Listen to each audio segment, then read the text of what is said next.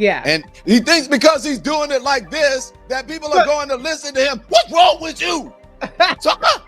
On his independent show, Don Lemon went straight at ESPN's Stephen A. Smith, and it wasn't gentle at all. Stephen A. Smith has just been a disappointment. I try not to criticize, especially black men or just black people in general, because we get so much, the rules are different for us. But Stephen A. Smith goes off and he talks about that he has no idea about. He has talked about me with no facts.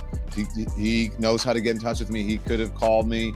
He has no facts. He just gets on these like white boy, right-wing podcasts or on his own show and just goes off about black people and things that for which he has no clue. Stephen A. Smith has been a real disappointment.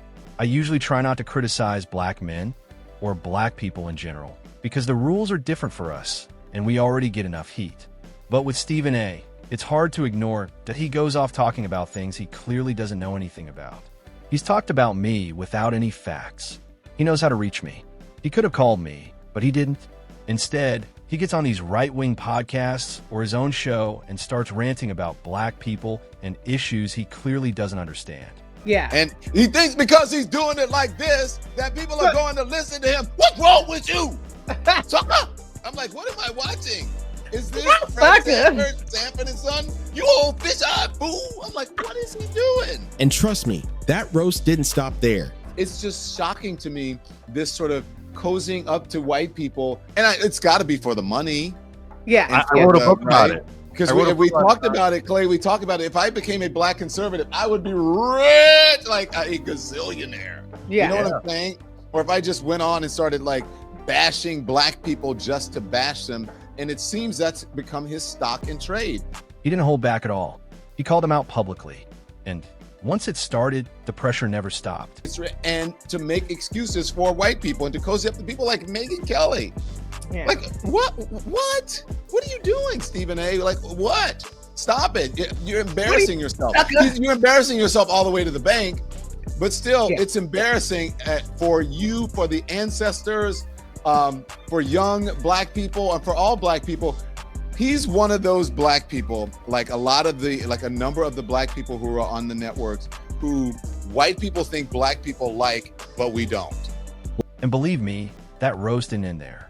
And so they put them up there. Let's put up John, whatever, blah, blah, blah, blah, blah. And we'll hear from the black community. And black people are like, I don't want to hear from him. Right. He don't represent us. And Stephen A. Smith does not represent us. Black people don't want to hear from him, networks. We don't like him. And it's not because he's black. It is because he's black. It's because he's black and he's a sellout. That's why we don't like him. And it all ties back to that moment when Stephen A. went after Jasmine Crockett. I just disagree on what she's making headlines for because I think it's counterproductive to the ultimate goal. But yet, here we are, and the word disrespect comes in. And people try to engage with words, like disrespect and implying misogyny and all of this other nonsense. Stop it.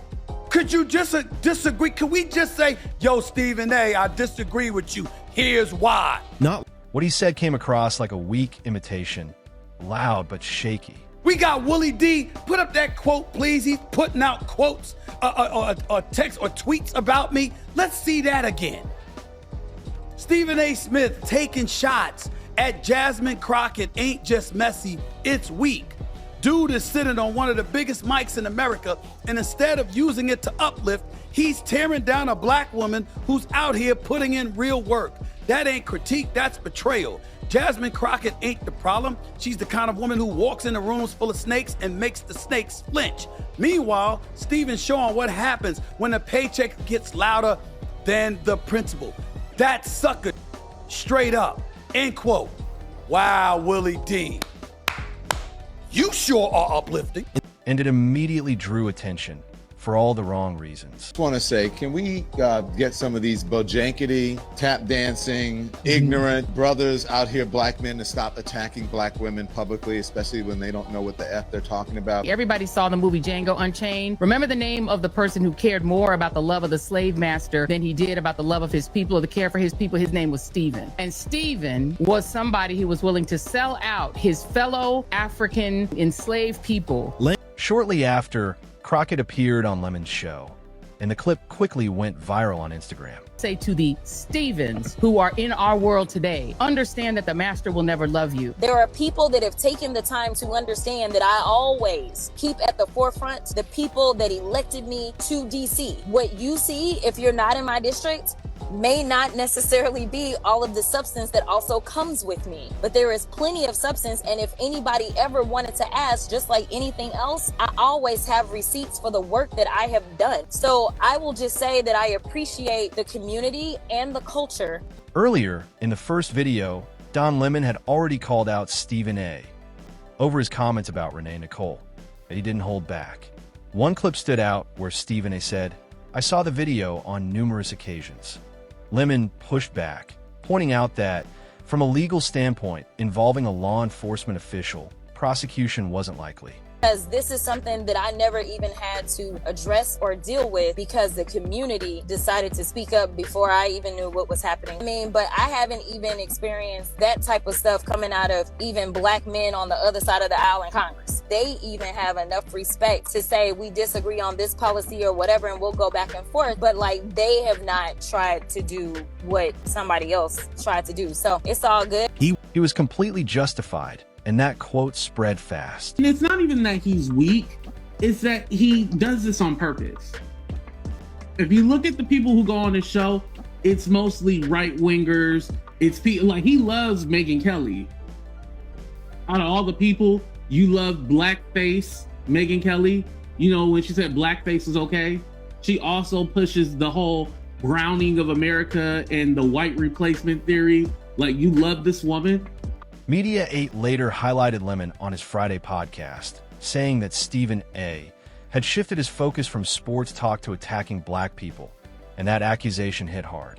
And the reason why they love you is because you push a narrative and a lot of propaganda on your channel. This is why they love you. And so Stephen A. Smith, he feels like he can just say whatever and he's trying to help, but you're not helping with anything. If anything, you're causing more chaos. Even YouTubers jumped in with reactions and breakdowns, adding more layers to the situation. If you're new here, I've already explained why I think Stephen A. is moving this way, so I'll say it again. He's openly said that black people should stop voting for left-wing politicians and push away from one side of the political aisle. This isn't new. It goes back years, all the way to his CNN days when he said he would even consider voting for Mitt Romney over Barack Obama. And he didn't just say it once. He's repeated this idea many times. That repetition matters. That here's the simple truth. Stephen A. operates with himself first. Community building doesn't seem to be the priority. Collective progress doesn't seem to be the goal. His main concern appears to be personal positioning and financial gain, which he's openly admitted before. He calls himself a staunch capitalist. And to be clear, chasing money and launching projects isn't the problem. The issue is how he uses his platform, especially now on his Sirius XM podcast. He's willing to attack people who already have visibility if it helps his own brand. That we've seen this pattern before, going after Kevin Durant, the Ray Rice elevator situation with Jana Palmer, and others. Michelle Beadle called him out hard for that, and rightfully so. Since then, he's bounced between doubling down and almost apologizing, though what's even clearer now is who he's softer with. People like Riley Gaines, Steve Bannon, Byron Donalds, and Hakeem Jeff. Meanwhile, his energy toward Jamil Hill, Carrie Champion, and Jasmine Crockett is completely different. The pattern is obvious. You don't need a deep dive to see it. He knows exactly what he's doing. For example, when he courts someone like Ben Shapiro and openly praises him, that's a big signal about his comfort zone, and people notice. Look at how he talks about certain people. He wouldn't even say Michelle Beadle's name, and his attacks on her are mild. Compare that to how he talks about Gemma Hill, Jasmine Crockett, and Carrie Champion. The difference is night and day. It's obvious to anyone paying attention that what's changed is who's calling it out. High-profile voices, people with real audiences, are leaving mainstream media and going independent. Once they do, they start saying what couldn't be said before. They see the patterns and contradictions clearly. At this point, it's hard to defend him. All the presidential talk? Done. He's unpopular, and he wouldn't win. Deep down, he knows it.